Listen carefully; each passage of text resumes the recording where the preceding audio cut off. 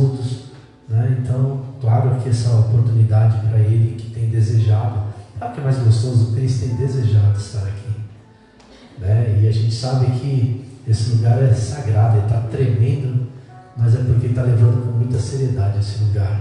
Tem se preparado, tem estudado, meu coração tem olhado, meus olhos têm se dirigido a esse menino que tem se esforçado, e alegra a gente como pastor, né?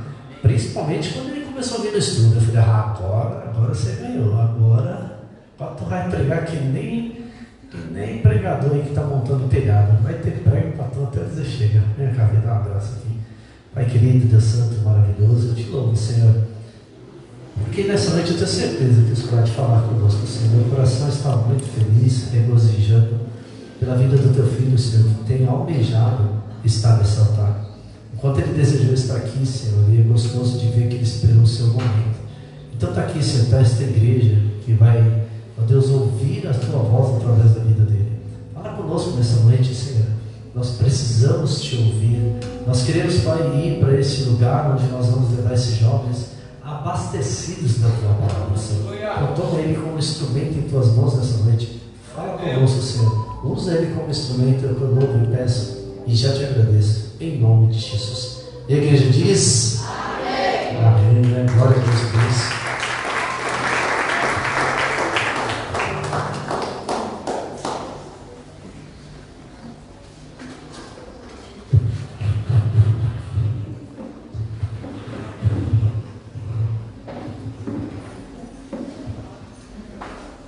Mais uma vez eu quero saudar a igreja com a paz do Senhor. Amém. Que medo.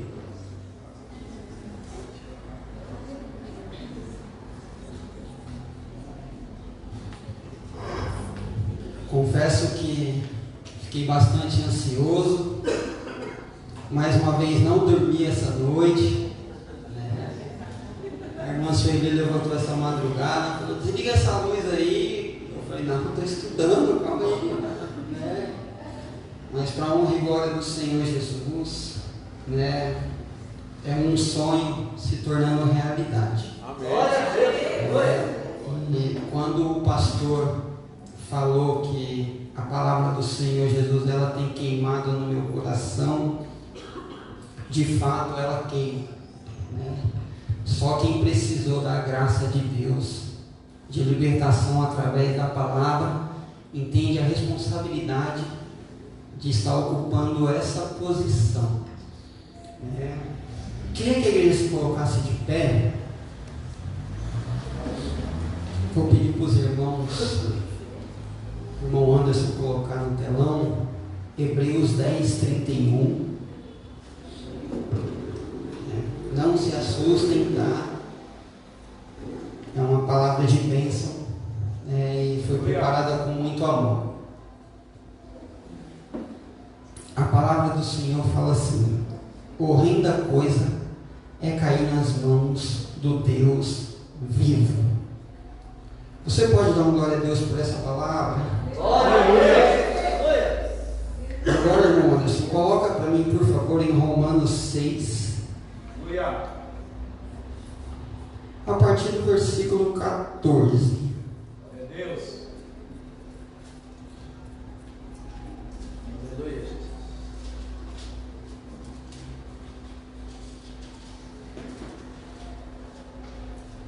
Confesso que em dias tão difíceis, pregar as cartas de Paulo nas igrejas tem se tornado mais difícil, né?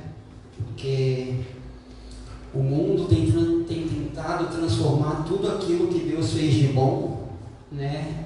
E hoje, em um mundo onde aquilo que é certo parece errado e aquilo que é errado parece correto, você falar a verdade ofende, agride, né? Mas pela misericórdia do Senhor, nós vamos juntos aprender um pouquinho mais do que o apóstolo Paulo, né? Ele nos deixou de tão precioso. Eu vou ler a partir do 12, tá, irmão Anderson, por favor. Não reine, portanto, o pecado em vosso corpo mortal, para lhe obedecerdes em suas concupiscências, nem tampouco apresentei os vossos membros ao pecado por instrumentos de iniquidade, mas apresentai-vos a Deus como vivos dentre os mortos, e os vossos membros a Deus como instrumentos de justiça, porque o pecado não terá domínio sobre vós, pois não estáis debaixo da lei, mas debaixo da graça. Pois que pecaremos porque não estamos debaixo da lei, mas debaixo da graça? De modo nenhum. Não sabeis vós que a quem vos apresentardes por servos para lhe obedecer, sois servos daquele a quem obedeceis, ou do pecado para a morte, ou da obediência para a justiça. Mas graças a Deus, tendo sido servos do pecado, obedecestes de coração a forma de doutrina a que fostes entregues, e libertados do pecado, foste feitos servos da justiça. Falo como homem pela fraqueza da vossa carne, pois assim como apresentardes os vossos membros para serviço à imundícia e a maldade para a maldade, assim apresentai agora os vossos membros para servirem à justiça, para a santificação. Porque quando erais servos do pecado, estáveis livres da justiça. E que fruto tinhais, então, das coisas de que agora vos envergonhais? Porque o fim delas é a morte. Mas agora, libertados do pecado e feitos servos de Deus, tende o vosso fruto para a santificação, e por fim a vida eterna. Porque o salário do pecado é a morte, mas o dom gratuito de Deus é a vida eterna. O dom gratuito de Deus é a vida eterna. Senhor Jesus, eis aqui a tua palavra, Pai. Te louvamos, te agradecemos, Senhor, pois já sentimos a tua presença, o teu mover nesse lugar, Senhor. Que nessa noite nós não possamos, meu Pai, ter apenas o conhecimento, meu Pai, da letra, mas que o Senhor venha nos revelar, Senhor, as profundezas, os mistérios, meu Pai, que tem por trás da tua palavra, Senhor. Em nome de Jesus, Senhor, fala comigo, fala com o teu povo essa noite, Senhor. É o que eu te peço e te agradeço em nome de Jesus. A igreja pode se assentar.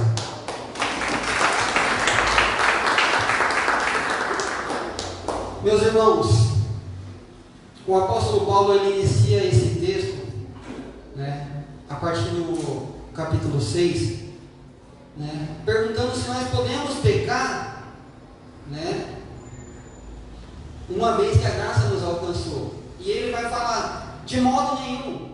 E agora o apóstolo Paulo ele começa a comparar a nossa morte para o mundo, né? A gente vem para a igreja, e o nosso ato de levantar as mãos não pode ser apenas um ato religioso, um ato rotineiro, apenas um sinal que ao passar da porta para fora se torna inválido, né? E ele vai assemelhar, vai fazer uma comparação do nosso batismo com a morte de Cristo. E ele vai falar que assim como Cristo morreu, a gente desceu as águas e morremos com ele para esse mundo. Mas assim como ele ressuscitou ao terceiro dia, a gente subiu das águas e ressuscitou com ele para uma novidade de vida. Repita comigo, novidade de vida. Novidade de vida. O porquê que o apóstolo Paulo ele enfatiza tanto o pecado? Porque lá na frente ele vai falar assim: nada nos separa do amor de Deus, nem a vida, nem a morte, nem aquilo que está por vir. É notório que o apóstolo Paulo está falando de coisas físicas, materiais. Nada que está ao alcance dos nossos olhos ou das nossas vidas tem o poder de nos separar do amor de Deus, exceto o pecado. Irmãos, tem algum não crente aqui? Não se espante em eu estar trazendo essa alusão a vocês, porque o primeiro milagre da graça é o quebrantamento do coração do 1 João, o apóstolo vai falar assim: filhinhos, não pequeis, mas se pecardes, tendes um advogado, Jesus Cristo, o justo. Né? Então aquilo que era comum na nossa vida, no momento que a gente conhece Jesus, se batiza e se rende, aceita os caminhos do Senhor, e aceitar Jesus é seguir os seus passos. Já foi pregado nesse altar aqui. Né? E quando a gente aceita Jesus, a gente se converte, aquilo que era comum a gente fazer no mundo, né, agora não é mais comum. E pode acontecer na vida do cristão. Porque a nossa natureza, a nossa carne, nós temos estudado na escola dominical os inimigos, né, do homem, do cristão, as ferramentas, né? Olha, vocês não sabem o que vocês estão perdendo. Eu tenho gostado mais da escola bíblica do que estar nos cultos. E não é porque os nossos cultos não são bênçãos, mas porque a riqueza dos conteúdos que tem na escola bíblica é algo que transforma a vida, né? E tem transformado a minha vida, né? Então nós aprendemos sobre as armas que o inimigo usa para combater, para derrubar o cristão. Ele não tem poder sobre a minha e a sua vida. Ele não tem o poder de obrigar a gente a fazer nada, mas ele se apresenta perante nós de diversas formas, né? E ele vai de acordo com aquilo que a nossa carne, a nossa natureza tem vontade, né? Na mesma epístola de João, 1 João, a partir do versículo 8, ele vai falar, o mesmo João que começa falando não pequeis, ele vai falar, aquele que fala que não tem pecado, na verdade já está pecando, né? E aquele que fala que é santo, que não tem pecado, João fala que chama Deus de mentiroso. Isso está escrito em 1 João, do versículo 8 ao 10. E a obra de Deus não se manifesta nele. Então o primeiro milagre da graça de Deus é o quebrantamento do meu e do seu coração. É entender que nós não somos nada se não for a misericórdia do Senhor. Eu não estou aqui porque eu sou bom. Nós não estamos aqui porque nós somos melhores do que alguém. Mas nós estamos aqui porque nós reconhecemos todo dia que nós precisamos de um Salvador. Glória a Deus! Ei, Jesus! O apóstolo Paulo, a conversão dele me encanta muito, né? Na carta aos Coríntios, a gente vendo Paulo ministrar, ele vai falar: aquilo que eu recebi do Senhor, eu também vos ensinei. No momento que Paulo se converte, os discípulos do Senhor, eles temem.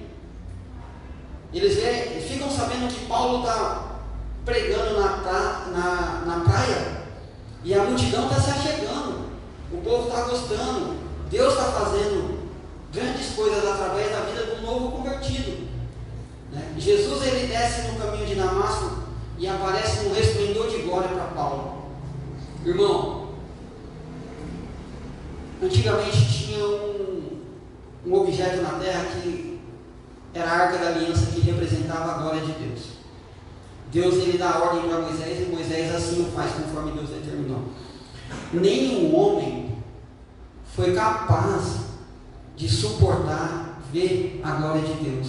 Todos que tentaram abrir a Arca da Aliança, eles faleceram. Em uma só aparição, mais de 50 mil homens morreram porque tentaram ver o que tinha dentro da Arca da Aliança. Porque a glória de Deus, ela é incompatível com o corpo humano.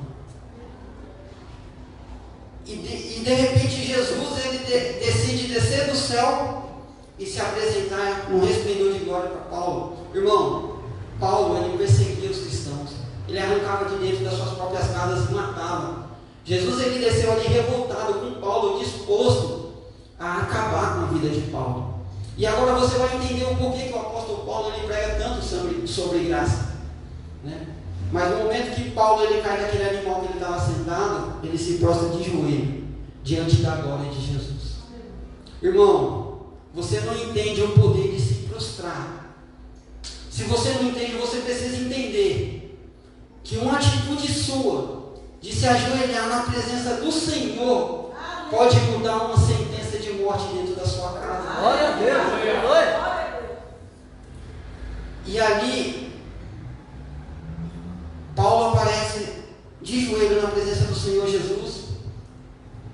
E Jesus ele fala para ele: Saulo, Saulo, ele ainda se chamava Saulo, por que me persegues? E ele reconhece a voz de Jesus. Ele fala: Senhor, é tu? Né? E ali nesse ato de arrependimento de Saulo, Jesus ele dá uma nova oportunidade. Mas ele também, como castigo, ele fala: agora aquilo que você tanto perseguiu a vida inteira, agora você vai ter que pregar. Entendeu? Vou te tornar um dos meus. Esse é o castigo que você vai levar por ter perseguido o meu povo, a minha igreja, por todos esses anos. E Paulo se transformou, na minha visão, na maior máquina de guerra, de pregar a palavra de Deus. Né? Ateus, teólogos famosos se converteram lendo o livro de Romanos, escrito por Paulo. Né? A minha vida tem sido transformada através do livro de Romanos, através da Bíblia por completa. Mas o livro de Romanos ataca aquilo que tem em mim, que não glorifica o Espírito Santo de Deus, que é o pecado. E o porquê que eu citei o texto de João? Porque, irmão, receber essa palavra como alguém totalmente dependente de Deus faz toda a diferença. Reconhecer que nós não somos nada, que tudo é para Ele, que tudo é dele, a honra é dele, o louvor é dele, a glória é dele. Né? Faz toda a diferença. Né? E aqui, nesse texto que nós lemos, uma coisa muito me encanta. O apóstolo Paulo ele vai falar que nós somos servos de quem a gente se apresenta por servo para obedecer. Desde o princípio, irmãos, Deus ele faz separação. A terra estava em trevas, ele criou a luz. Quando ele viu que a luz era boa, ele separou a luz das trevas. Né? E nessa guerra espiritual, existe o bem e existe o mal. Tudo anda em paralelo. E eu vou te explicar o porquê. Tem Deus, tem o diabo. Espírito contra a carne. Né? A luz contra as trevas. A santidade contra o pecado. O céu, o inferno. Quando Deus criou o homem e a mulher, quando Deus criou os animais, macho e fêmea o criou. Né? E a palavra do Senhor ela vai falar que a gente deve andar em dois, para que se um cair, o outro ajude a levantar. Então, em tudo que Deus fez desde o princípio, tem um propósito. Deus ele tem um propósito para mim e para a sua vida, mas Ele estabeleceu princípios. Né? E tudo que o diabo faz, a palavra do Senhor vai falar que ele ousou ser igual a Deus. Ele anda por aí bramindo como um leão. Só que o leão ele não brama, ele ruge. O leão da tribo de Judá ele ruge. Então tudo que o inimigo faz, além de tentar imitar tudo de bom que Deus criou, é destruir a boa obra de Deus, é destruir a graça que nos alcançou quando a gente conheceu esse Jesus. Né? Mateus 6,24, a palavra do Senhor vai falar que nós não podemos servir a dois senhores, porque quando a gente agrada um naturalmente, a gente desagrada o outro. Né? Então, como que eu vou achar forças para vencer a mim mesmo, a minha carne, a minha natureza? Né? Só tem um jeito, irmãos. A gente precisa entender a nossa existência desde o princípio. Na tricotomia humana, a gente é formado de corpo, alma e espírito. E quando a gente entende que o nosso corpo que veio do pó da terra um dia vai voltar para lá, a gente entende que o nosso corpo ele é passageiro, a nossa carne ela é passageira. O espírito também é passageiro, porque Deus ele, quando ele vai criar o homem, ele fala, produz a terra a alma vivente. Mas Deus vai falar também que ele soprou o espírito, o fôlego da vida. Então esse corpo, junto com o Espírito de Deus, que é o fôlego, que é o milagre da vida, que nós acordamos todos os dias, ele tem o resultado de uma alma vivente. Quando a gente faz um apelo aqui e fala assim, você sabe para onde vai a sua alma? nós estamos dizendo: você sabe aonde você vai passar a sua eternidade? Irmão, e quando a gente passa a entender que a gente não é um corpo, a gente tem um corpo, que a gente não é um espírito, que a gente tem um espírito, mas que a gente é uma alma eternamente, que as nossas escolhas aqui na terra, aqui a gente nos apresenta por servos para obedecer, define a nossa eternidade, a gente começa a mudar a nossa forma de raciocínio. Porque o meu corpo, a minha carne, ela deseja o conforto, ela deseja o pecado, ela não desejaria estar aqui hoje uma noite comigo. Eu queria estar em casa, assistindo a televisão, debaixo do cobertor, abraçado com a minha esposa. Mas o porquê que eu estou aqui? Porque nessa luta do espírito contra a carne, eu preciso alimentar aquele que vai garantir a minha eternidade num lugar de paz. E é por isso que Paulo ele fala: de quem que vocês são servos?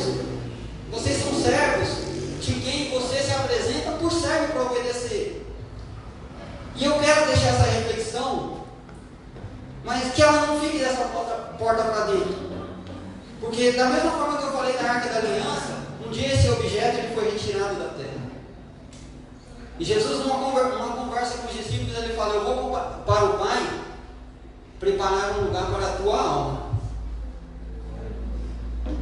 Mas eu não vou deixar vocês órfãos. Eu vou enviar o Consolador. E aquele objeto simbólico que representava a glória de Deus agora, foi implantado em cada um de nós. E quando a gente passa a entender que o Espírito Santo ele não nos visita apenas em 2 horas de culto, que ele anda com a gente por onde a gente vai, a gente ganha força para vencer as tentações. Quando o Espírito Santo ele está com a gente e a gente alimenta o Espírito, a gente não briga no trânsito. A gente começa a engolir sapo que a gente não engolia antes, porque se nós somos o sal da terra e a luz do mundo, significa que eles estão se espelhando em nós. E que se nós não agirmos de maneira diferente deles, o milagre da graça não se manifesta nas nossas vidas. E agora, como que eu vou saber a quem eu sirvo? No livro de Mateus, capítulo 15, versículo 8, vai falar assim: esse povo me honra com os lábios, mas o seu coração está longe de mim. Irmãos, aqui Jesus ele está falando dos fariseus. Os fariseus eles estavam abismados porque os discípulos de Jesus estavam comendo sem lavar as mãos, estavam se alimentando sem higienizar as mãos, o que para eles é um crime. Só que eles chegam até Jesus com essa acusação porque eles se acham bons demais, perfeitos demais, né? E Jesus fala para eles o quê? Tudo bem, os discípulos comem sem lavar as mãos, mas melhor do que lavar as mãos é honrar o pai e a mãe, é não amaldiçoar o seu pai e a sua mãe. E os fariseus, eles não gostam dessa palavra, dessa indigesta. Porque, irmão, eu vou falar uma coisa: o fato de eu lavar as minhas mãos para comer não me dá o direito de falar de você que não lava. Primeiro, que no Calvário eu não derramei uma gota de sangue pela sua vida. E o Espírito Santo ele tem ciúme de cada um de vocês que está aqui. Aleluia. Ele tem ciúme de mim, do pastor, da Sara, do Emerson, da Dani e do Alex, de todo mundo que está aqui. Ele tem ciúme. O preço foi alto. Então você precisa entender que você tem valor. E não é qualquer um que pode chegar metendo o dedo na sua vida falando: ah, isso é errado, isso é certo, isso é errado. Não, você tem um pastor. Na revelação de Jesus a João no Apocalipse, ele fala: o anjo da igreja diz. O pastor ele tem uma grande responsabilidade no dia do juízo final. Vai ser falado para ele assim: me apresente as suas ovelhas. Então a gente precisa entender Porque não é porque o meu defeito, o meu pecado é diferente do seu, que me dá o direito de falar do seu.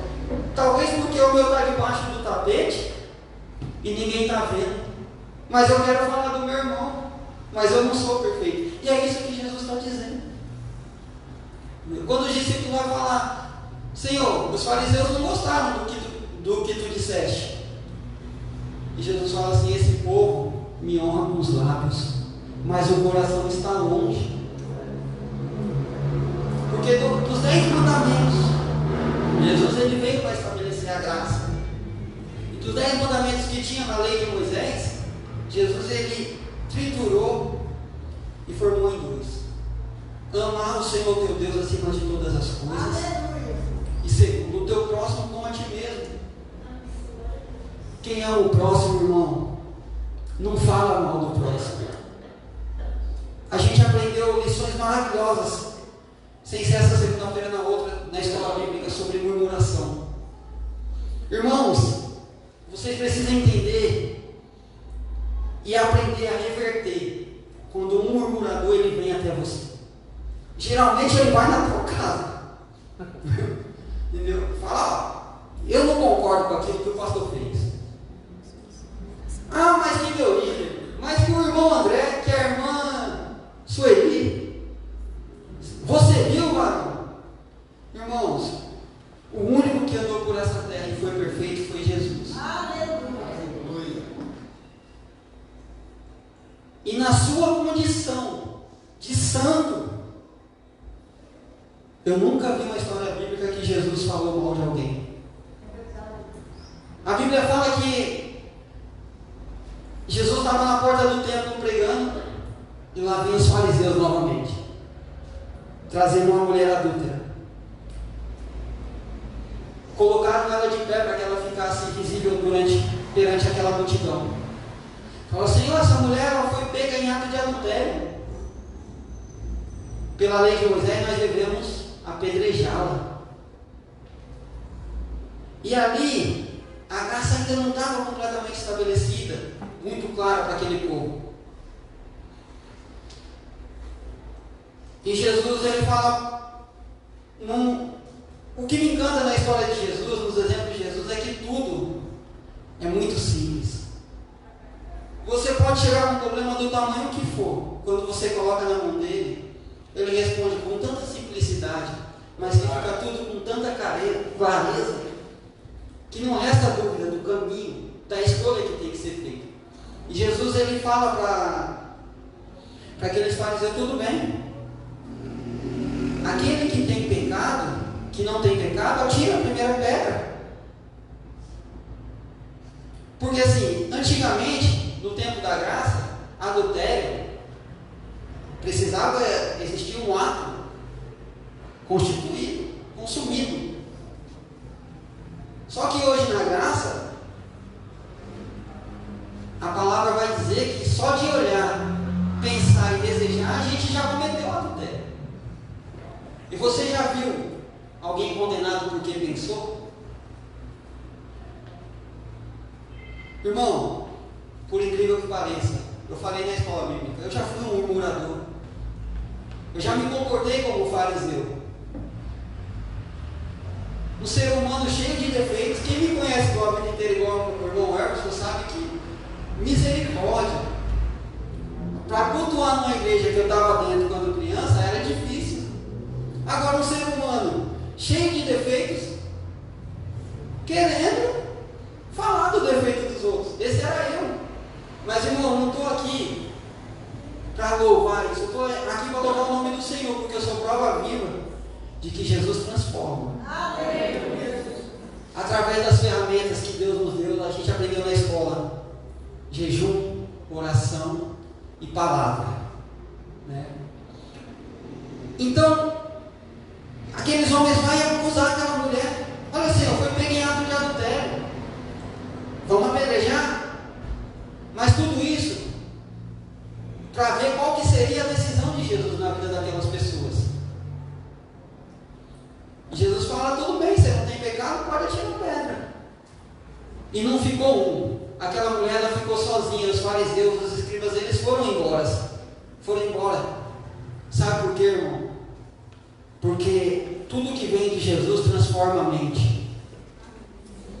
quando Ele dá uma palavra de bênção, né, e a gente recebe essa palavra, é importante a gente receber a palavra, porque a palavra é pregada aqui. Mas a Bíblia fala que quando a gente está disperso e não recebe a palavra, o inimigo ele rouba a semente. Né? Sabe aquela palavra que você ouviu aqui e que 3 dias depois você não lembrou mais? Ela foi roubada. E aquilo que era alimento para o seu dia a dia, para te dar o sustento, força para você alimentar o seu espírito, para você alimentar o espírito, alimentar a sua alma, que vai passar a eternidade com Deus, está sendo roubado. Porque a gente muitas das vezes está no culto disperso, né? E Jesus ele usa de graça e misericórdia com aquela mulher, e ele pergunta para ela: mulher, onde estão os teus acusadores? E ela olha para o lado e não ficou mais ninguém, porque a graça alcançou ela.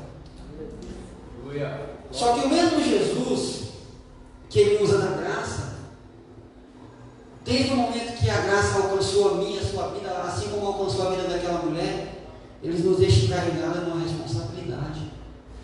Vai e não peques mais. E o porquê disso? Porque todo pecado que se torna repetitivo, ele não é mais pecado, ele é iniquidade. E mais lá na frente, ele vai falar que naquele dia ficarão de fora. Muitos em meu nome vão dizer: Senhor, Senhor, em teu nome eu toquei guitarra, eu vi gente se render aos teus pés, em teu nome eu cantei. Ah, mas eu fui o cantor da igreja, eu fui o pastor, eu fui o baixista, eu fui o porteiro, eu limpava o banheiro. Isso são títulos, e títulos para Deus pouco importa. Aleluia! Glória! E ele vai falar: apartai-vos de mim, vós que praticais a iniquidade. Precisamos ter cuidado com a iniquidade. Irmãos, o Calvário ele nos ensina a gerar frutos de arrependimento. E se você pensar na ótica comum, pegar um exemplo simples: quem aqui já estourou o cartão de crédito e não teve como pagar?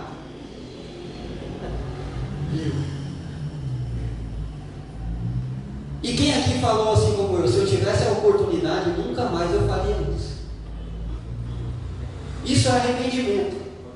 Agora o remorso é diferente, porque você sabe que está errado, mas se você tiver a oportunidade, você volta a fazer. Então o Calvário ele veio nas nossas vidas, a graça de Deus não foi para a gente gerar frutos de remorso, foi de arrependimento. Sabe por quê? Assim como João falou: filhinhos, não pequeis, mas se pecares, você tem um advogado, Jesus o justo. Porque aquele que confessa e deixa, alcança a misericórdia. Então aquele que se arrepende genuinamente, ele alcança a misericórdia da parte do Senhor. E é importante que isso fique claro. Sabe, irmãos, eu vou dar mais um exemplo. Jesus ele encontra um paralítico no tanque de Betesda, e agora ele vai atender o necessitado. E Jesus ele chega naquele homem com uma pergunta. Tanque de Betesda, na tradução original, significa lugar de misericórdia. E aquele homem está ali na casa da misericórdia, carente de misericórdia, porque ele era paralítico, não podia se alimentar, ele dependia de esmola para sobreviver, ele dependia de ser carregado por alguém. E quando Jesus chega, Jesus ele faz uma pergunta para ele: você quer ser curado? E o porquê que Jesus ele começa o atendimento ao necessitado com uma pergunta? Irmãos, alguém que está com uma visão espiritual, uma alma alimentada, se Jesus, todo mundo ele tem um milagre que necessita, tem um sonho a ser realizado. E aquele homem ele estava ali justamente por esse milagre, porque lá existia, né, a crença que o anjo vinha agitar as águas, e o primeiro que entrasse depois do mover das águas era curado.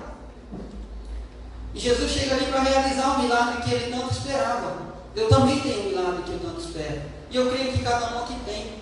E o porquê que Jesus ele não chega e cura ele logo de uma vez? Ele perguntou: você quer ser curado?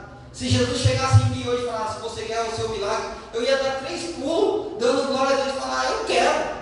Eu não ia pensar 2 vezes. Só que aquele homem ele tinha um problema na mente, que precisava ser curado. Porque antes de curar aquilo que estava lá de fora, Jesus ele quer curar o nosso entendimento, o nosso coração. Aleluia. Deus. Irmão, se você for fazer uma prova e você se deparar com uma pergunta, a primeira coisa que você vai fazer é o quê? É pensar. Porque ninguém é doido de sair respondendo perguntas sem pensar, sem sentido. E ali Jesus ele coloca aquele homem para pensar se realmente compensava ele ser curado. Porque a partir do momento que ele fosse curado, ninguém ia dar mais nada para ele. Ele ia ter que trabalhar para se sustentar. Segundo, ele ia ter que andar com as próprias pernas. E terceiro, ninguém na casa da misericórdia ia agir mais de misericórdia com ele.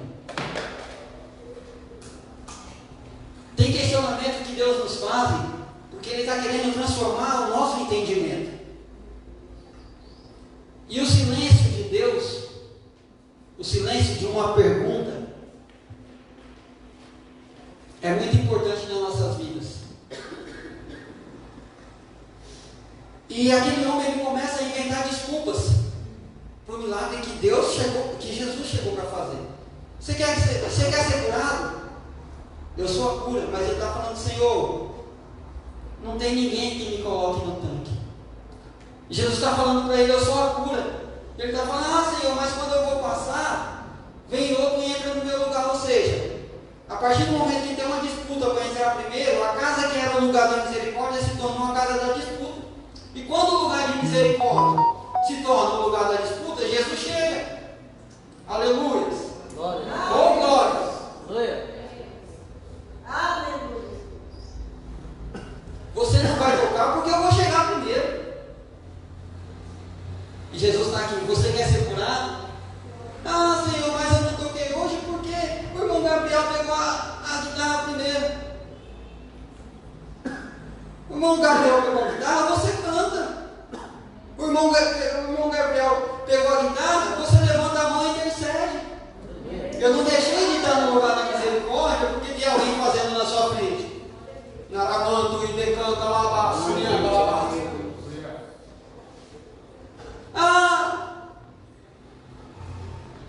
Mas ninguém ora mais na casa da misericórdia. Ora você.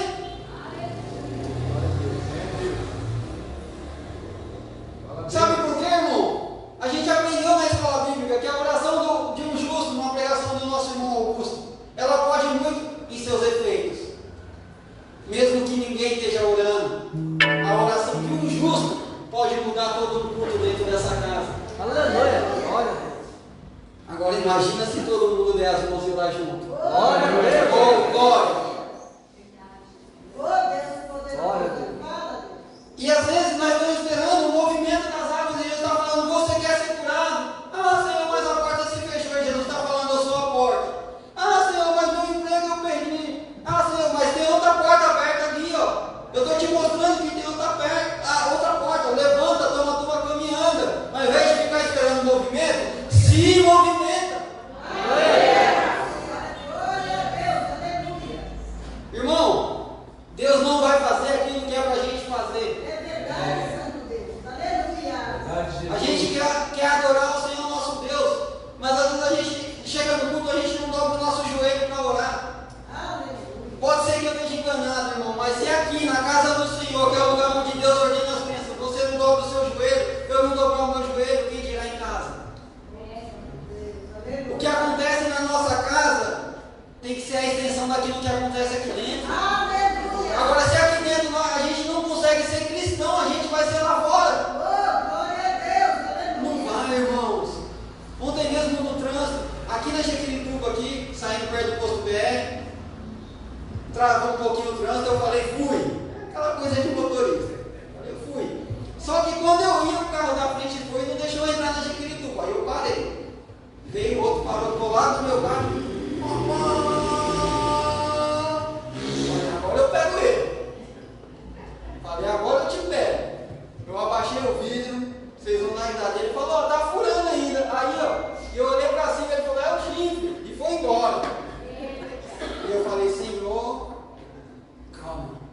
o Espírito Santo mora em mim, ele não me visita no culto. Irmãos, um dos ensinamentos mais importantes da vida de Jesus foi antes dele partir para o Monte das Oliveiras. Depois da última ceia, a palavra vai falar que Jesus cantou um hino. E o que Jesus está querendo nos ensinar? Irmão, se você sair dessa porta para fora aqui, ó, e acontecer qualquer tragédia, e um de nós perdemos a vida, a gente não estava esperando. Agora se falar assim, ó, sobe até o Sesc ali, que lá é o Calvário. De lá você não volta mais, lá você vai morrer. Imagina a aflição que nós sentiríamos nessa caminhada daqui até o Sesc. Andando até lá, eu creio que daria uns 15, 20 minutos. Mas eu tenho certeza que seria uma eternidade na vida de cada um que está aqui.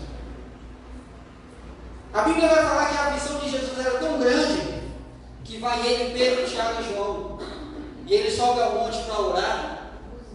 E ele deixa os discípulos lá no pé do monte. E ele fala: fica aqui vigiando, velando e orando, porque eu vou subir para ficar mais íntimo do Pai. A aflição de Jesus ela foi tão grande que Jesus ele suava gotas de sangue, ele transpirou gotas de sangue. E o que eu estou te fazendo, querendo te falar? Que no momento mais difícil, e eu vejo, caminhar para a morte, foi o momento mais difícil do ministério de Jesus aqui na terra. Ele nos ensina a adorar, a louvar a Deus com as nossas atitudes. Irmãos, eu tive diversos problemas ao longo dos meus 10 anos de casado com a minha esposa. E eu vou te afirmar, irmão, e Deus sabe por que eu estou falando isso aqui. Todo casal passa por dificuldades. Nenhum casamento é perfeito. São duas pessoas com costumes diferentes dividindo o mesmo espaço. Dá conflito. Só que no momento que meu casamento estiver passando por dificuldade, por aflição,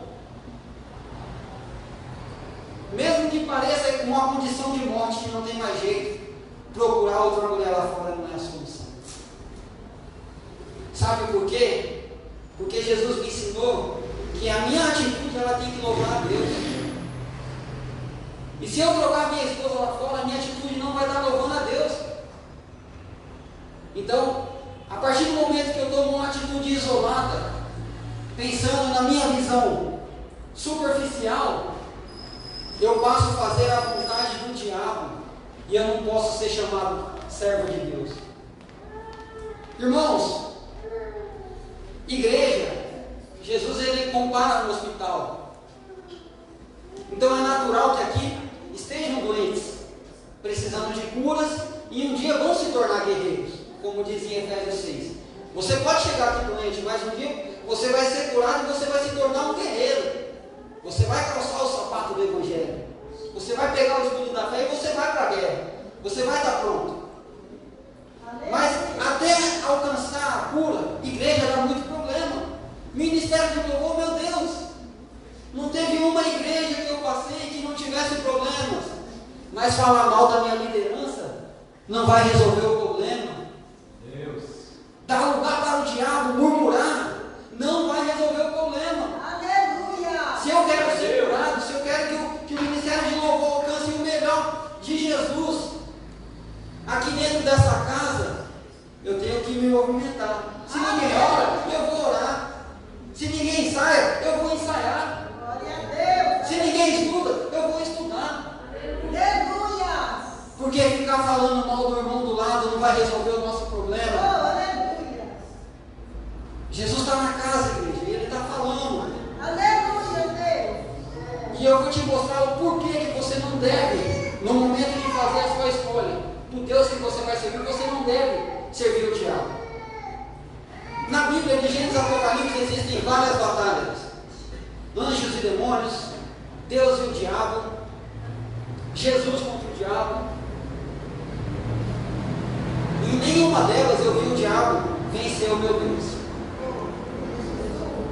Se eu usar um exemplo superficial aqui, ninguém escolhe torcer para o time ruim.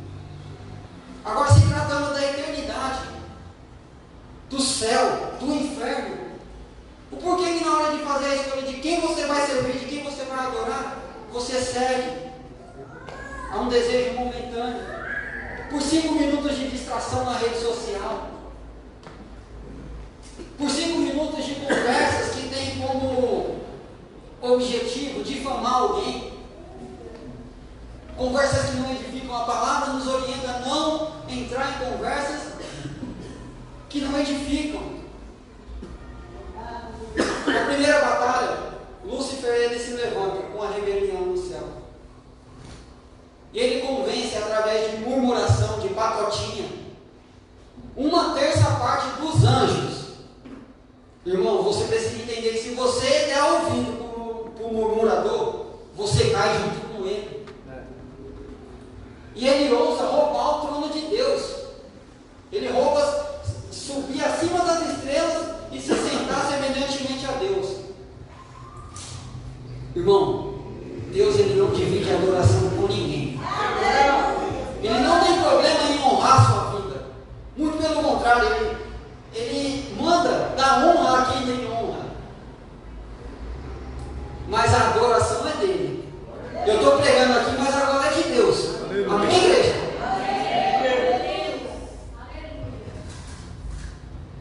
Nada do que eu fizer vai ocupar a obra que Jesus fez em minha vida, na sua vida, nas nossas vidas. E Lúcifer, ele é lançado na terra. 1-0 para Deus, 1-0 para Jesus, e condenado eternamente a morar no inferno. Em outra ocasião, a palavra vai falar que chegou o dia dos filhos de Deus e os anjos se apresentar diante da face do Senhor. Jó capítulo 1, versículo 6. E também Satanás, porque ele é deserdado, ele não é mais filho de Deus. Mas ele sabe o dia que os filhos de Deus se apresentam lá. E uma pergunta simples, Deus pergunta para ele: de onde vens? Ele vai falar: de rodear a terra, de passear por ela. Irmão, em outras palavras, ele está falando: mas você não me lançou na terra? Ela é minha. Eu passeio por onde eu quiser. Eu na minha casa me sinto à vontade. Eu abro a geladeira, eu mexo no micro-ondas, eu mexo no armário. É minha. E com essas palavras, Satanás está falando para Deus: você me colocou na terra, tudo e todos que tem lá são meus. Eu venho de passear por ela, de perambular por ela. É isso que ele está falando para Deus. Irmão, só que com Deus não se brinca. E Deus agora ele vai dar testemunho da vida de Jó. Ele fala: tem visto meu servo Jó, homem reto, justo, fiel, que se desvia do mal, temente a Deus. Deus ele não está se mostrando. O porquê que ele fala de fidelidade, de retidão, de alguém que se desvia do mal, dos caminhos do próprio Satanás que estava lá tentando ser o seu Deus. Por que Deus está testificando isso? Porque enquanto houver homens como Jó na terra, o diabo não pode falar que é dono dela. Aleluia. Aleluia. Deus ele só precisa de alguém disposto a andar em fidelidade com ele. Aleluia, Deus. E um a um nós vamos formando o exército de Deus. Glória a Deus, aleluia. Eu comecei falando que Deus separou a luz das trevas. Não existia luz, só tinha trevas porque não existia luz. E se a gente escolher andar na luz, irmãos, quanto mais luz a gente tiver na face da terra, menos poder a treva vai ter. Aleluia. O inimigo, a única coisa que ele tem para usar contra a gente é a legalidade. É o poder que nós damos a ele.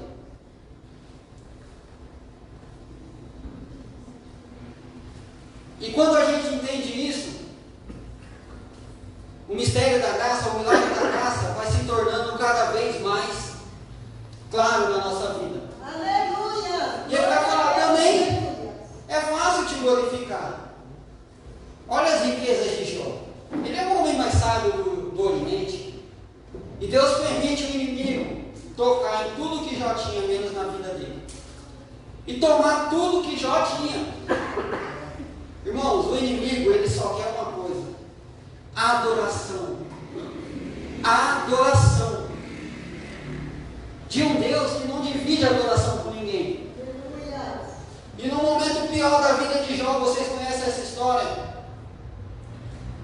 Acometido de uma lepra, Jó se coçava com um caco de telha da sua esposa. Ela olha para ele e fala: meu, olha o seu estado, amaldiçoa o seu Deus e morre. E Jó olha para ela e fala assim: mulher, tu fala como uma louca. Porque Jó não amaldiçoou a esposa dele. Jó não chamou a esposa dele de louca. Porque Cristo ensinou que mesmo em momentos de dificuldade a gente tem que amar a nossa esposa, assim como ele amou a igreja. Aleluia. Assim como Cristo amou a igreja, a ponto de dar vida por ela. E abaixo da morte, tudo que a gente fizer se torna menor do que o sacrifício que Deus fez por nós. E é assim que o marido tem que amar a esposa. E Jó fala: tu fala como uma louca. Deus me deu. Deus tomou, bendito seja o nome do Senhor. Sabe por quê? Porque Jó conhecia Deus. Jó não ia prestar adoração nem culto ao diabo. E muitas das vezes a gente dá poder para o diabo dentro da nossa própria casa. Ah, que briga do diabo! Meu Deus do céu, mas que inferno! Irmão, a palavra ela tem poder na nossa vida. Aleluia. Deus ele criou tudo com o poder da palavra. Ele disse: haja luz e houve luz. Oh, glória a Deus. Ele disse: produz a terra e a terra produziu. Para, em nome de Jesus, de proferir palavras de maldição na sua vida. Aleluia. Nalabanto, decanta, alabá, surianda, alabá. Oh, glória a Deus. Aleluia. A sua boca tem poder. Aleluia.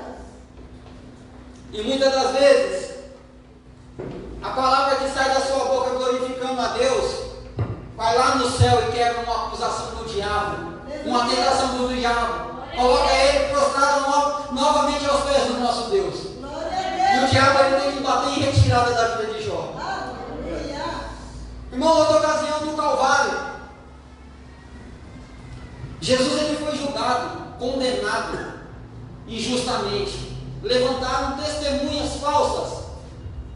E Jesus nos ensina que a gente tem que viver em retidão a Deus, a ponto que para alguém achar brecha em nós tem que mentir. Porque nós somos a luz desse mundo, o sal dessa terra. Jesus ele confiou a mim e a você a missão de propagar o Evangelho, de ser mensageiro dele. Não existe nada mais importante nessa terra do que isso. E ali, com o poder da palavra, Jó aumenta o placar, 2-0 para Deus. Agora Jesus no Calvário, Jesus morre, fala: está consumado. Aquilo que era derrota aos olhos humanos, foi o maior triunfo de Jesus na cruz. Glória a Deus. Aleluia.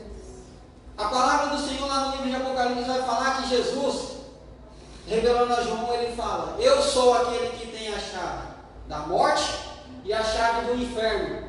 Quando Jesus morreu na cruz, ele desceu tão profundo, ele foi no inferno, ele tomou a chave da morte. O diabo ele tinha o poder sobre a morte. Hoje o poder está na mão do meu e do seu Jesus, do nosso Deus. E ainda mais, Jesus ele tomou a chave do inferno.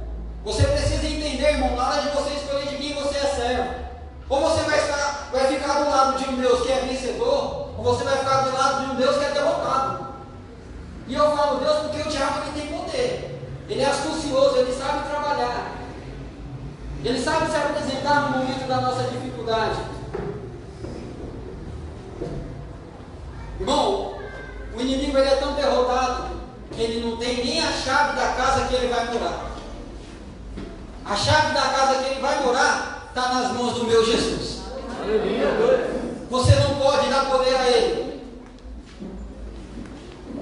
E eu comecei essa palavra falando de maneira clara que Paulo deixou no livro de Hebreus.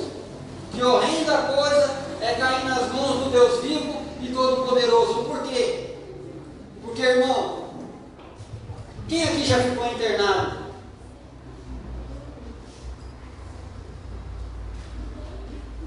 Se você cair nas mãos do médico, Deus ele tem o poder de te curar. Irmãos, quem aqui já foi assaltado? Se você cair na mão dos bandidos, Deus ele tem o poder de te livrar, de guardar a sua vida. Ele pode levar todos os seus bens. Mas Deus ele não falou que ele estaria com os seus bens, ele falou que estaria contigo em todos os momentos. É bem diferente. Pode levar seu carro, pode levar seu celular, mas não pode levar Jesus do seu coração. Uma perda financeira na vida não pode ser motivo de você murmurar contra Deus, da legalidade do inimigo trabalhar na sua vida. Não pode. Jesus fala: eu tenho a chave da vida, da morte e do inferno, porque Ele tem o poder. Irmãos, horrenda coisa é cair nas mãos do Deus Todo-Poderoso. Em uma das cartas à igreja de Éfeso, no Apocalipse, Jesus fala que vai guerrear contra aquela igreja com a própria espada que sai da sua boca.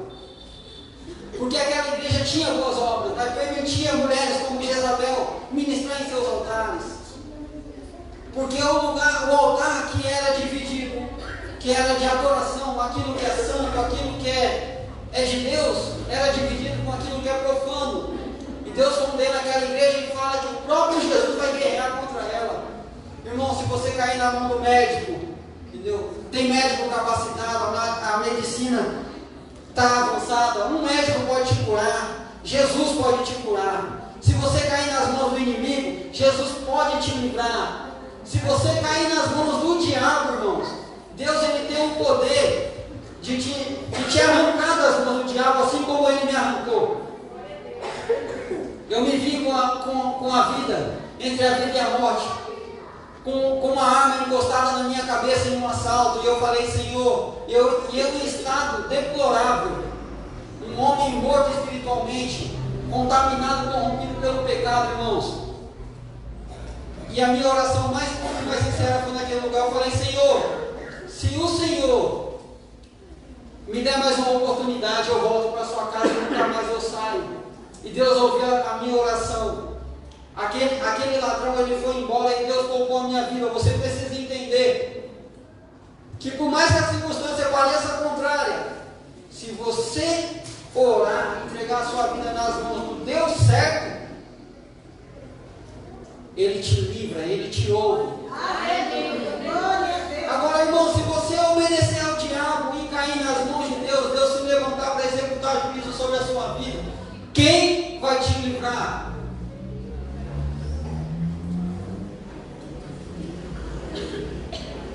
O temor a Deus ele é o princípio de toda a sabedoria.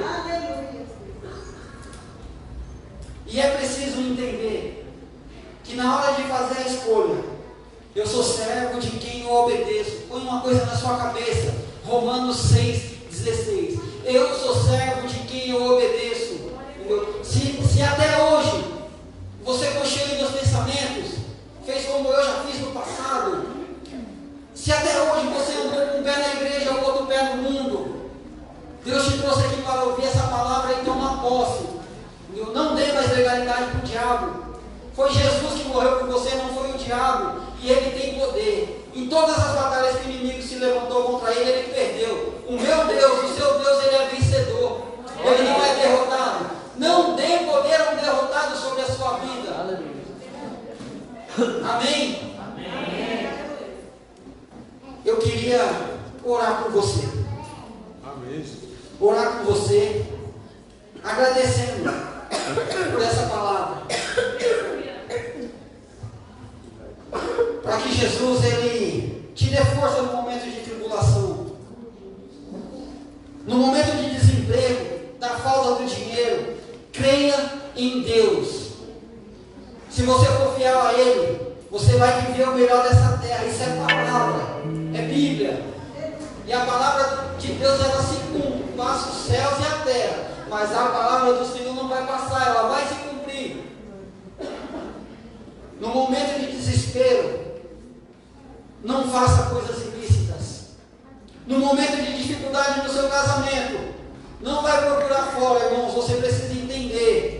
Todos os homens que pecaram contra o casamento, na Bíblia, Deus ele julgou e teve punições severas. Na cama, Abimeleque desejava Sara.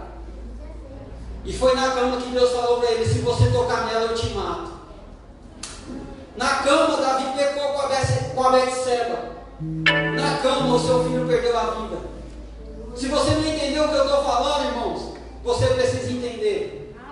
Não receba na cama quem você não recebeu no altar.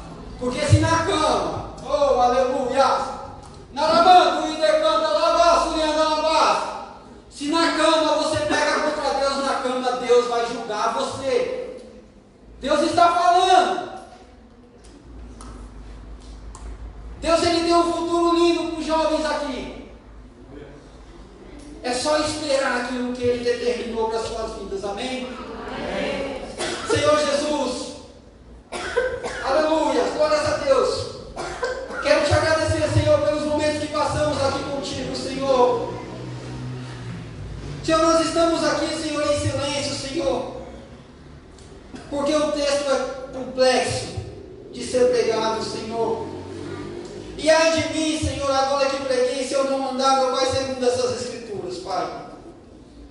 Senhor, se todos têm que ver a Tua glória, meu Pai, mediante essa palavra que foi pregada, Senhor, essa palavra dura, meio indigesta de ser ingerida, Senhor, mas que vejam primeiro em mim, Senhor. Que essa palavra aqui não seja apenas fruto de hipocrisia, Senhor. Senhor, dá força aos Teus filhos, Senhor, para alimentar, meu Pai, o Espírito Santo, Senhor. Senhor, eu venho aqui declarar o Teu poder, Senhor, porque eu vejo, meu Pai, na Tua palavra o quanto o Senhor venceu o diabo, Senhor. O quanto o Senhor venceu o inimigo e derrotou, Papai. Senhor, e nós não servimos a um Deus derrotado, Senhor. Eu declaro em nome de Jesus que a partir de hoje, meu Pai, a Tua igreja, meu Pai, vai saber escolher, meu Pai, o Deus a que serve, Senhor. Eu creio que aqui eles já fizeram isso, Senhor. Eles já se renderam aos Teus pés como Deus vencedor. Senhor, em nome de Jesus, que essa palavra seja um alimento, Senhor. Que o Espírito Santo, meu Pai, venha, meu Pai, pegar essa palavra e trazer como alimento na vida de cada um que está aqui, meu Deus. Trazendo a transformação aonde precisa, Senhor. Senhor, que o Teu Santo Espírito venha fazer morada, Senhor, em nossos corações, arrancando tudo que é impuro, tudo que não Te agrada, tudo que não Te glorifica, Senhor. Pois nós sabemos que o pecado é pior do que a morte, Senhor, porque o pecado nos afasta de Ti, Senhor.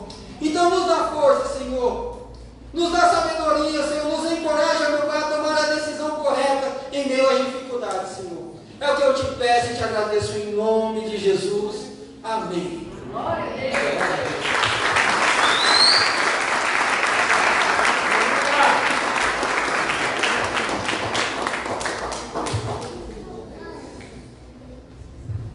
Glória a Deus. Deus abençoe, Cris.